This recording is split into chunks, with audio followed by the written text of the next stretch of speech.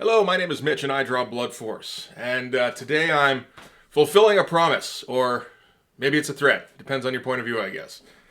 Today we're going to take a look at Brigade number 1. Yes, from August of 1992. And I think that's actually a point worth pointing out. This was in the first wave of Image Comics. This came out before Cyberforce. So, like, Image first starts up. Like April 1992, the opening salvo is Youngblood number 1, and May 1992, Spawn number 1. Like, that's your first big shots. And then July, you get Savage Dragon, and it's like, holy shit, look at these, like, just massive books coming out. And then August 1992, you get Wildcats number 1, you get Shadowhawk number 1, and Brigade number 1. So this is consider like a foundational book for Image almost. So yeah, I mean, like I just had to look it up. This issue sold 800,000 units. Like, this is considered one of the best selling comic books of all time.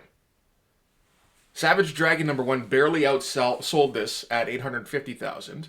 It outsold Shadowhawk. Undeservedly, I would say. Shadowhawk wasn't great, but I mean, it's better than this. Shadowhawk sold 625. It outsold Cyberforce, which sold 750,000. And that's, like, just not okay in any way. So one of the questions I have is, why is Brigade? Why does this exist? Youngblood I can see. That's Rob's book. That's, I'm establishing my new company. These are my big heroes, and I'm gonna keep on being a big creator kind of guy. Although history has shown that Rob doesn't give much of a shit about being a comics creator.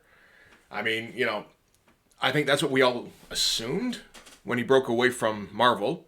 Was, okay, he's going to be, you don't want to say like a John Byrne, Walt Simonson, Art Adams kind of guy. He's not exactly Frank Miller, that kind of thing. But you think he'd kind of try and follow in those footsteps. Where he'd make his own comics. He'd he'd get better at it over the years. That hasn't really been the case. So he doesn't, yeah. And I don't think he's in this exclusively for the money. I don't think that's his primary motivator. You get the feeling Rob really loves comics. He doesn't see this as just something he can exploit. Although, that was a big motivator from when he was young. So I don't know. Maybe it has kind of sunk in that now you just keep pushing out books and raking in the cash wherever you can, and then you move on to the next thing, like smash and grab kind of thing. But no, there's been one or two interviews where he's spoken about this kind of thing, where he said something along the lines of, I want to, keep creating my characters. And I feel like that's kind of the heart of Rob, is he views himself as like a Jack Kirby type. Not in the sense of being productive, because that's a big Jack Kirby thing, was putting out 3 or 4 comics a month. I think we can agree Rob probably couldn't do that. But in the sense that he can just at will create, iconic characters.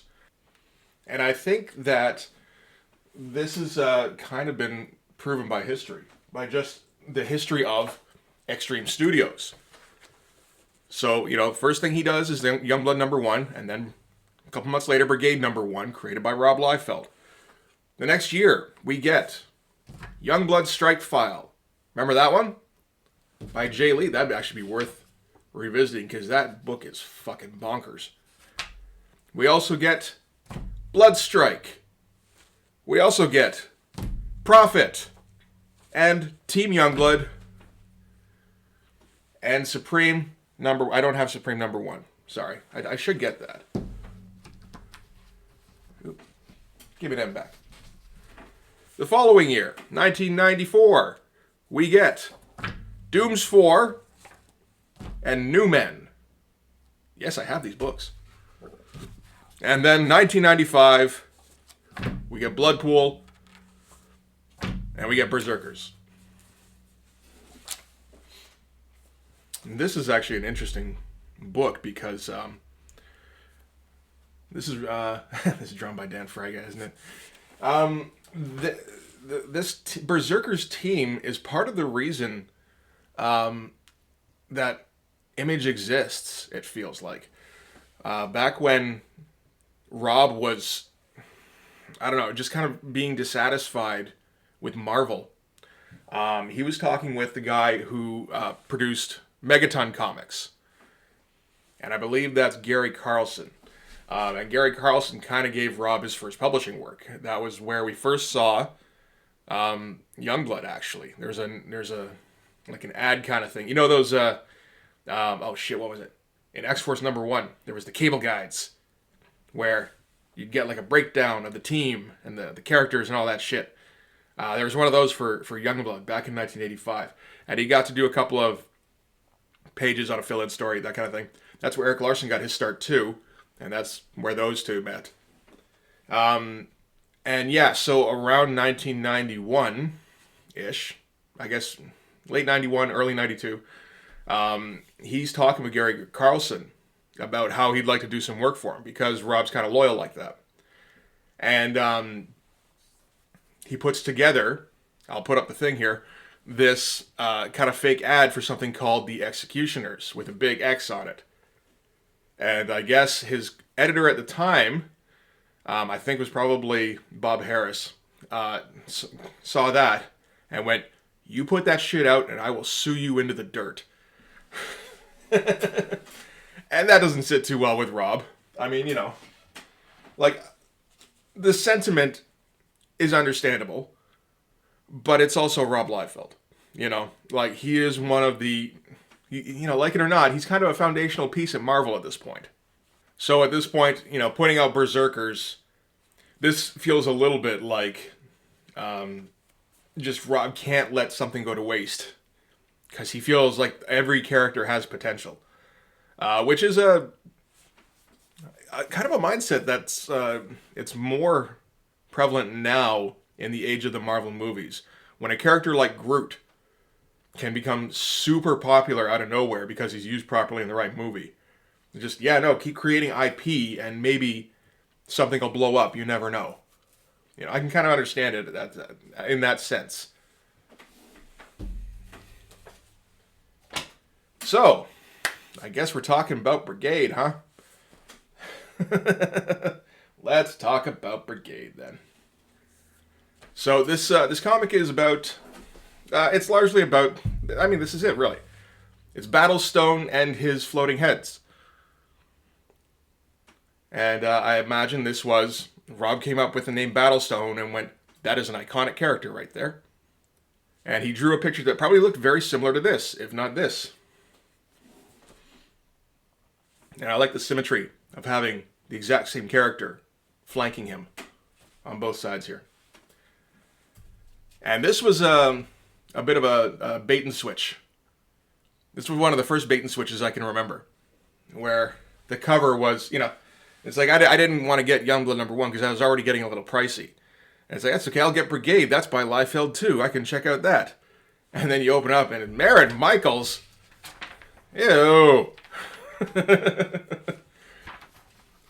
Yeah, this one seems very, I don't know, kind of like really slapped together. Because there's a lot of all hands on deck going on here. You look at, you know, Merritt Michaels and Rob Liefeld, co-plotters. Script by Rob Liefeld, Hank Canals, and Eric Stevenson. Inks by Paul Scott, Norm Rapman, and at least those are real guys. Color design by Brian Murray. And I wonder if Brian Murray might not be the problem when it comes to how bad these early Extreme books look. Because you look, I'll look back, and like Youngblood #1, which looked like crap. Color design Brian Murray. Yep, that looks like garbage. So Youngblood #2, did that get any better? It looks a little bit better, but it's still got kind of that, I don't know, feeling. This is still Brian Murray, so maybe he's just getting a little better. But I don't know, he's trying some weird shit that doesn't look very Doesn't always look comic booky. It is better. It is definitely improved. Youngblood number 3. I think Youngblood 2 and 3 actually came out pretty close together. Oh, no, I'm wrong. Youngblood number 2 came out in June. This came out in October. Jesus Christ, guys. Also Brian Murray. Still has kind of the same feel to it, where stuff looks a little washed out. You can see he's trying to do a couple of things with, like, a lot of, oh, what are they called? I don't know, just like fades. Gradation. There we go. In the colors here and here. This looks gross, but whatever. He's trying to get like a gravelly effect on Badrock. He's trying a lot of stuff, which is interesting. and Rob trying to drop Badrock from the back. Oh dear. What are you doing? Like I said, he got pretty good. Got okay. How do you look in Youngblood number 4? Wow. That looks great. Kind of. I mean, it looks very mid-90s colors now. Like, we're fully understanding color separations. And this is probably a year and a half after the last issue, so that would be understandable. But, yeah, it doesn't look like Brian Murray at all. Oh, that's because it's all the optics. When did that one come out? February from October. Oh, my God. Let's just see that. April, June, October, February. It takes a year to get 4 fucking issues out. Get the fuck out of here. Okay, so let's get to Brigade. And okay, so this is after all that, this is just gonna be so disappointing. Yeah, we get Battlestone jogging in his bike shorts. He's gotten considerably less badass looking from the cover. In his ankle socks and his tight bike shorts and running by chain link fences.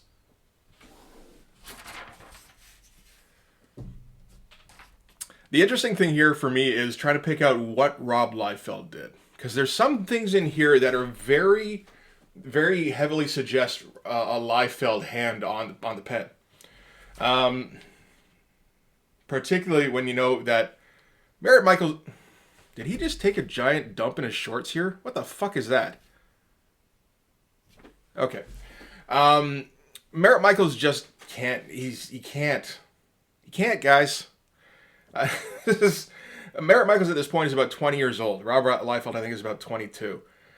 So I feel like he thinks he's discovered his new... the new him.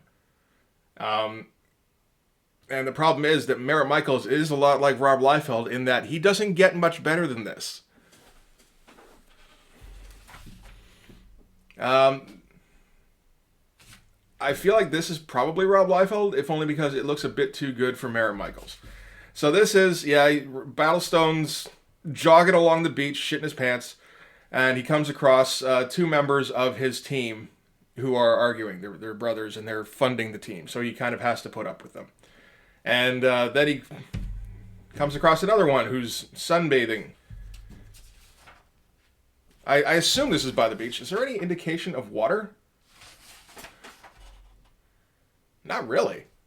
Unless that's supposed to be water. I know this guy has ice powers, and it looks like he just kind of made a giant friggin' ice wall. I feel like that's supposed to be water. That's pretty bad. This girl, what's your name? It's Rebecca. Okay, I don't know. She's got a secret of some kind. I read this. I just want you to know. I read this like a month ago in preparation in case I had to go to this. I don't remember a goddamn thing. Except that it was fucking terrible. And, yeah, these layouts are pretty lame. Rob didn't have much to do with these. At the very least, if it was Rob, they'd be on Dutch ankles. And guys would be exceeding the panel borders. or we'd get like some dynamic shadows or something. This is just, yeah, no, these are drawings of things happening. And apparently, this is the color of this guy's skin. Because he's got, his toes are out and everything. 4 toes for each foot. But, you know, feet are hard to draw. 4 toes for each right foot.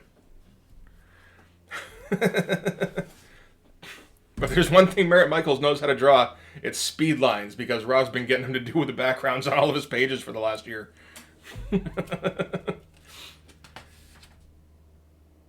And as soon as, oh, and look at that 90s haircut, eh? The mushroom cut with the giant rat tail. This was getting old by this point, by the way. I think the rat tail, I remember that being, I was in like grade 7 or 8. So that would have been about 1990. And then by 91, you didn't see rat tails no more. You did still see mushroom cuts, unfortunately. But as soon as he gets called out, and Battlestone looks like he might want to kiss him a little, they're like, geez, man, calm down, we're fine. And Battlestone's like, does nobody want to get kissed around here? God, I'm running around, shitting my pants. No other clothes. I can't even get a man to kiss me. Sorry, I'm just gonna amuse myself for a little while here. Okay. Bad drawing. Bad drawing. Just not great stuff. But, you know, this is what you get used to be looking at. Nothing interesting. Drawn badly. For pages. And it sold 800,000 copies. This doesn't look terrible. It doesn't look good, but it doesn't look terrible. Like, I'd be okay putting this in my comic.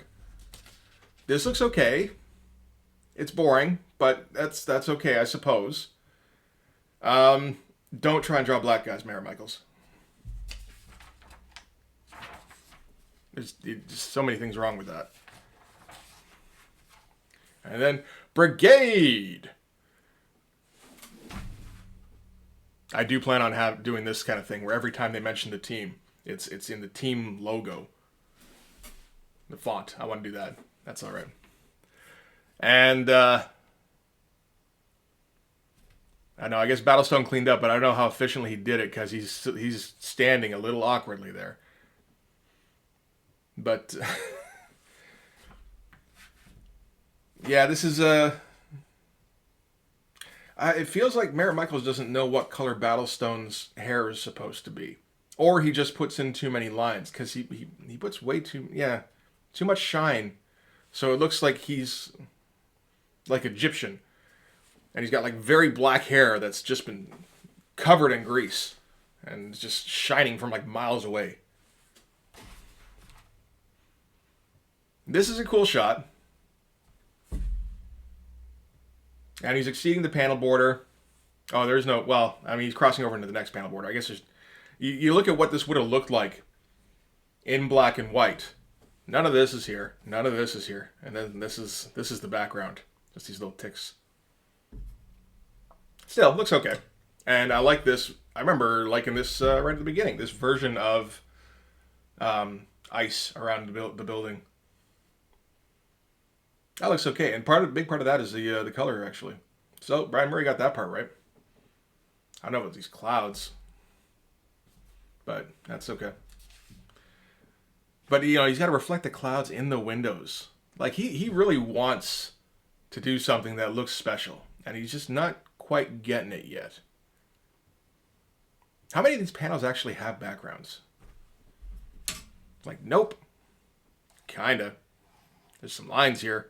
And some heads, and then Brian Murray gets to do the rest. Nope, nope, nope, nope. I mean, there's the building, and then he drew some clouds. Not really. Yeah, not really. Nope. Nothing. On this whole spread. And then we get a 2-page spread.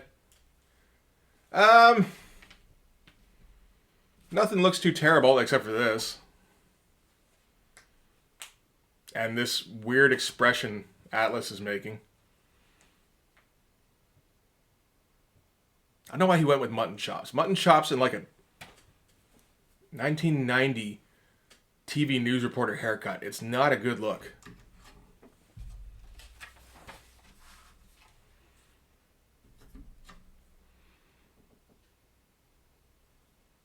And like this is some, yeah, we're getting more, just a ton of not backgrounds.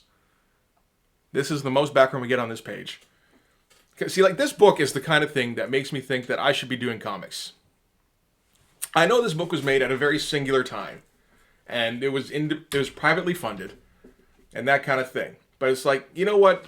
There were some people who liked Brigade #1. It did sell a shit ton.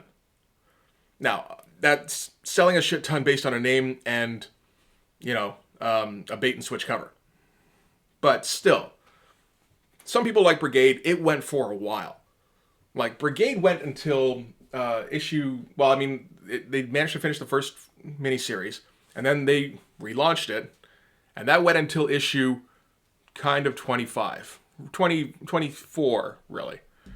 So they were able to keep it going for a while. But it's absolute garbage. And like I said, Barrett Michaels does not get much better than this. This thing got inked by Jim Lee, eh? They say in the back. I didn't recognize the name of the guy who inked this one. But Jim Lee had to ink this shit as a show of solidarity. It's like, all right, man, that guy's a team player. That is not how you draw eyeballs in any way. That's kind of fucking terrifying. And you get a lot of stuff that looks like it could be Rob here. Like, that's a Rob head. Maybe from that angle. That's a Rob head. That's a Rob hand. And gun. So, again, I wonder if Rob's hand is on the pen here, or if Merritt's just, like a 19, 20-year-old kid and, like, wants to impress the dude who's paying him. So it's like, I'm going to make my shit look as much like your shit as possible. Thermal. That's her name. That's a terrible name. This is the problem. These are the names of these characters. So we got Battlestone. That's a fine name. Then we got KO. And KO's Asian. And that's just uncomfortable. Then we got Thermal and Stasis. I guess Stasis is okay. And we get Cold Snap. Cold Snap's fine. Seahawk, sure. Atlas, Like the names on these characters just scream B tier. And so yeah, they've won, and they're melting all the bad guys. What the fuck is going on in this panel? That doesn't make any sense. That looks fucking awful. And Atlas is just like hopping up and down. He's so giddy. He got quite a bit bigger between these two panels. Eh? No, whatever. Doesn't matter. And yeah, there's one last dude, and Battlestone himself has to go chase him down, even though he didn't do much of the fighting in the fracas here. He just kind of stayed in the back and shouted stuff while other people did. Yeah, he throws a guy over his head and throws a punch here. That's kind of it. But now he's going to be the big guy, and he runs after this last dude, and chases him down kind of a short flight of stairs. I feel like this probably seemed cooler in somebody's mind than it ended up looking. I've done that plenty of times. We're just like, oh man, this sequence, it's going to be awesome. And then you draw it, it's like, oh, that wasn't awesome. That was kind of lame. And I love this kind of shit. I got to assume they're further apart than this, and he just wanted to get them both in there. But it looks like, like he's playing footsie with him. And it turns out this guy has a bomb welded to him. That's a Liefeld face and probably hand. So probably that whole panel. That's not a Liefeld close-up. There's like yeah, that's just shitty looking. Like the lack of eyes. Okay, yes. But and the proportion of the jaw, but he didn't bother connecting it. So he went way over. He was just kind of trying to finish this page in a hurry. Eh? Just yeah. Doesn't bother putting in eyes. Doesn't bother trying to make them look like eye sockets. And yep, the guy was a bomb. And this is the building collapsing. This came out pre 9/11, so this is kind of before anybody really knew what a collapsing building looks like. Unfortunately, we all kind of do know that now. I guess we could have gotten on board with this. It's not terrible. Kinda. It does look like the building kind of jumps, but that's okay. And there's that classic pit ad. And then, yeah, Battlestone gets up from the rubble and gets a big 2-page spread.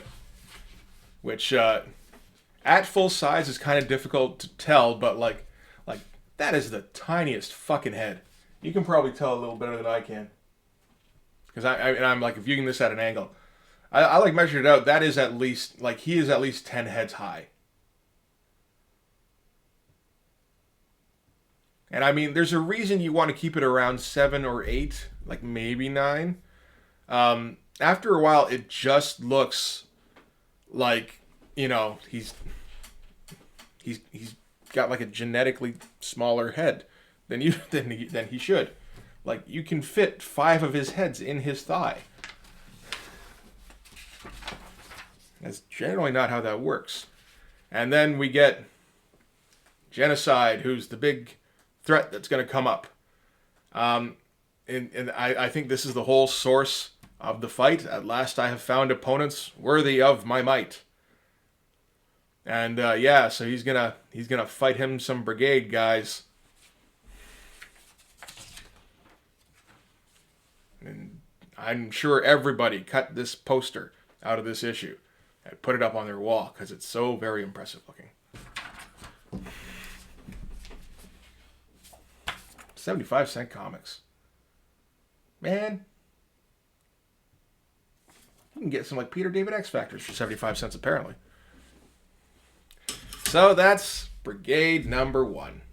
And like I said, this comic goes on for kind of 25 issues. They did a thing in, I think, summer of 1994 where they put out Images of Tomorrow. So 4 comics who were like around like issue 3, issue 4 or whatever, maybe issue 10, they jumped ahead to issue 25, and that was Brigade, Bloodstrike. That's what they're called, right? Yeah, I think so. Bloodstrike, Stormwatch, and Supreme. They just put out an issue 25. Like, this is where we're going to be a couple of years from now. And I thought that was a really cool idea. And I think only Stormwatch and Supreme actually got that far. I'm going to check that. Yes. So Brigade gets up to issue 23 and can't quite get that issue 24 out. Bloodstrike also gets to issue 22. And I wonder how much of that is that they... Because, you know, the concept is kind of neat, where it's just like, here's like a random issue from the future. It just happens to be number 25, whatever. And look how much different the story is from how it is here. And we're going to work towards this. And I think there's a bit in Brigade where, like, Battlestone had killed Youngblood. And they did actually kind of work towards that, I think, a bit. And then, I don't know, I'm not reading issue 23 of Brigade to see how much different it is from issue 25. You know, I have neither of those comics, and I'm sure as shit not paying money for them. But I just wonder if, like, they got, like, kind of close to it, and then it's like, oh, but there's, like, 2 or 3 major events that still haven't taken place yet, that haven't, you know, it doesn't match up. And, yeah, Bloodstrike at issue 22, I think probably a similar deal. But, yeah, and, yeah, you know, and it, like, that went for several years. Somehow people couldn't get enough of the Merritt Michaels action. Ugh. And what does he do these days?